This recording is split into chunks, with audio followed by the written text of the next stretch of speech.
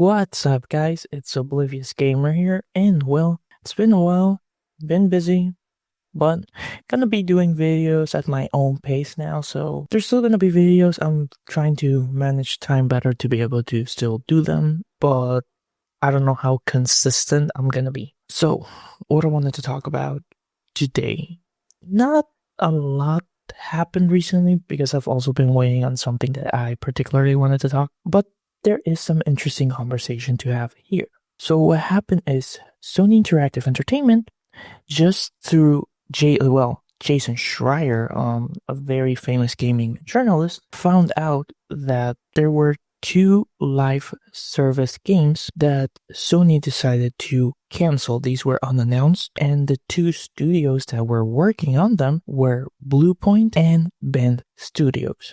Now, Bluepoint recently, they released their last game has been the Demon's Souls remake, which I thought was pretty good. I thought they did a fantastic job. I enjoyed it a lot, and that came out some years ago. So Bluepoint hasn't released anything in the past, I think, 4 or 5 years. Demon's Souls was around 2020, or the remake, and Bend Studios, their last project and the project that they are currently known for is Days Gone. So this was all came through Jason Schreier, through Bloomberg. It seems Bluepoint hasn't been, well, we don't know what else they're working on, but this probably was a big thing. As far as what these live service games were, we really don't know much. The only thing that we know is the Bluepoint one was kind of related to God of War, so it was kind of be a live service God of War game. And now I think this speaks volumes, especially with how Sony is being cautionary now with the live service games, especially after Concord. Everybody knows about Concord. People mocked it.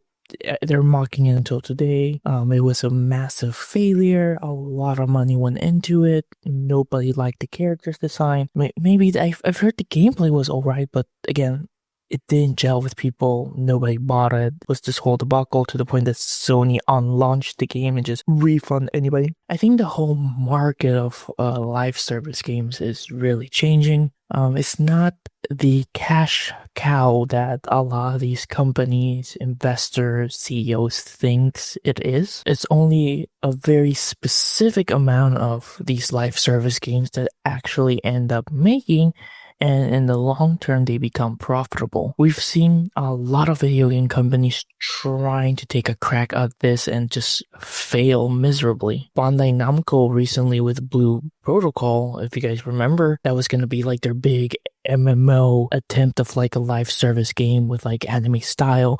Everybody was hyped for it. Everybody was excited. It took years to be released. It first going to be released in Japan, and then it was going to be brought here to the West. And well, it never got brought to the West because they shut down the game before it was released because the game wasn't doing well. Gundam Evolution, another attempt of a live service game through the hero shooter genre. I particularly loved the game, had a lot of fun, but the game did have flaws.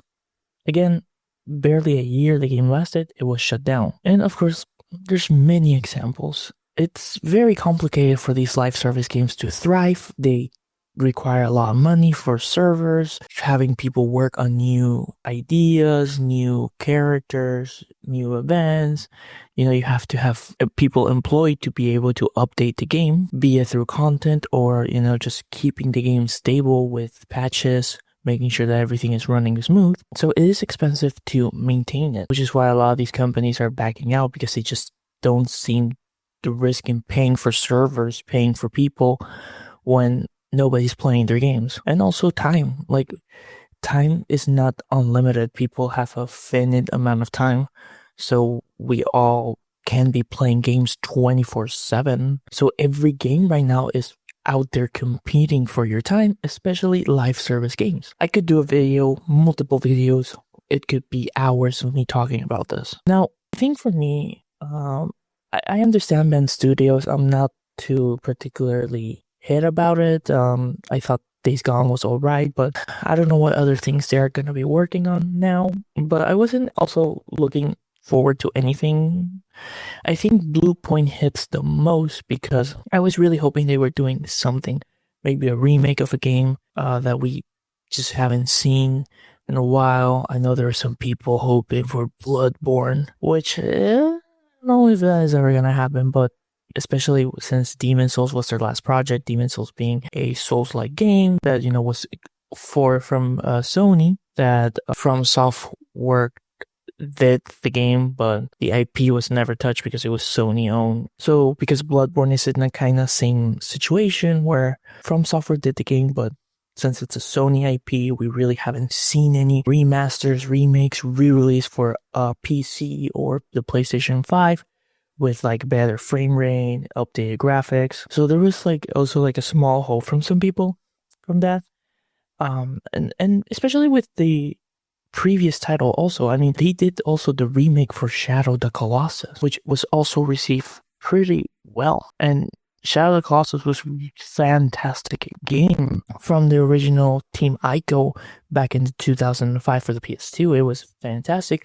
And the remake that came out in 2018 was also pretty good. They also did the Gravity Rush remaster in 2015. So there are some titles and what kind of they were skewing into that a lot of people were like, oh, maybe they could be working on this title from Sony that, could use a remake or a remaster. And well, turns out whatever they were doing, it was a live service game that Sony was just like, nah, it's not worth it. They did support God of War Ragnarok, so maybe around that time is when they actually started working in the live service game. Like I said, that doesn't mean that this is the only project. They could have other projects. There is around 80 employees, give or take, at least according to what I'm seeing here. So they could be working on other stuff. But yeah, it's a bit sad to see that they were pushing Bluepoint to do live service games when I feel their strength is in these remakes that are about single player games. But yeah, it is what it is. We'll see what happens. I'm 100% certain they're gonna have Bluepoint do something related to a single player game. So it's just a matter of time of when we're gonna see this next title. I'm glad they didn't put them in this live service factory. And same with Ben Studio. I mean, Days Gone wasn't my thing, but I'm sure if they leave the studio to focus on what they're good at, they could probably release a good game. So guys, what are your thoughts? Are you disappointed? Were you maybe wanting a live service God of War game? Or are you like, just this was a good decision, which is where I'm kind of leaning. I think it's a good decision in the end. I'm just hoping nobody loses a job. I'm hoping the people that were working in those titles just get put on different projects. So yeah, this has been Oblivious Gamer, and I hope you'll have a wonderful day or night wherever you are.